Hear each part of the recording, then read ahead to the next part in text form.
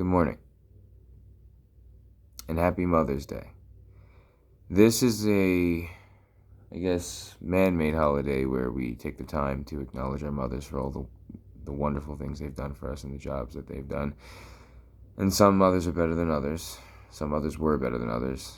But in the end, we all had a mother, and even if our mother wasn't the best, we had a Jesus, and that's why we're really here to thank God for what He's put in our lives and who He's allowed us to become. And this morning, as my wife delivers the message today, I was asked to find a Bible reading that I felt went along with the spirit of the message. And so the Holy Spirit led me to Exodus chapter 1 into 2. But I'm going to begin reading at verse 8. Then a new king, to whom Joseph meant nothing, came to power in Egypt.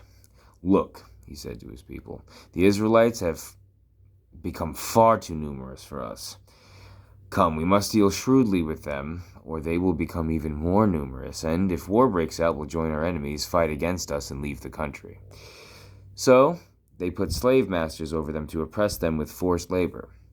And they built Pithom and Ramses as store cities for Pharaoh.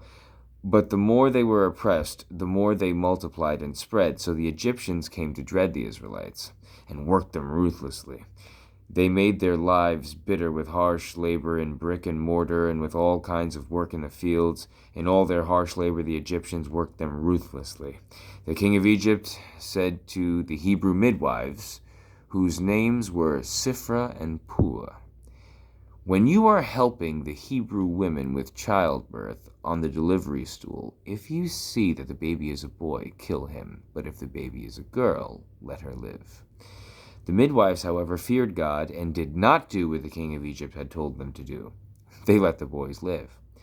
Then the king of Egypt summoned the midwives and asked them, why have you done this? Why have you let the boys live? The midwives answered Pharaoh, Hebrew women are not like Egyptian women. They are vigorous and give birth before the midwives arrive.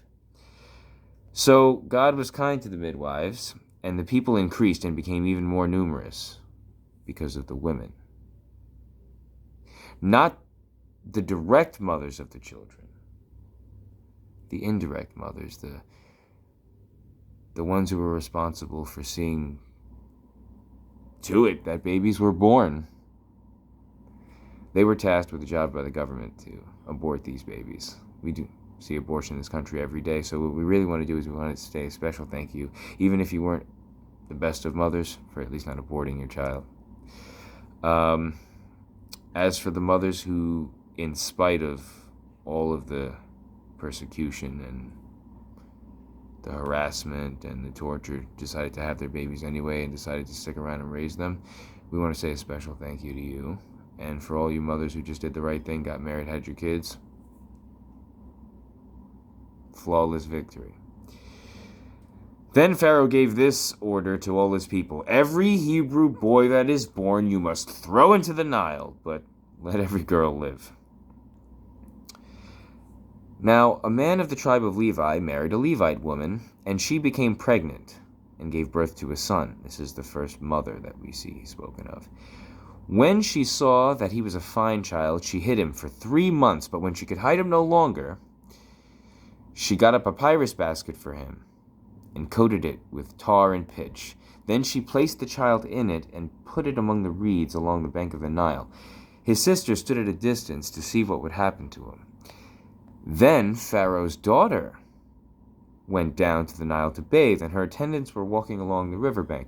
She saw the basket among the reeds and sent her female slave to get it.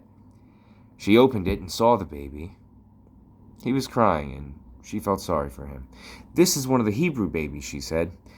Then his sister asked Pharaoh's daughter, shall I go and get one of the Hebrew women to nurse the baby for you? Yes, she answered. So the girl went and got the baby's mother. Pharaoh's daughter said to her, take this baby and nurse him for you, and I will pay you. So the woman took the baby and nursed him, and then God provided for the family on top of it. See, He always provides for families that do the right thing. So When the child grew older, she took him to Pharaoh's daughter, and he became her son. So he had his real mother and an adopted mother, too. A special adopted mother.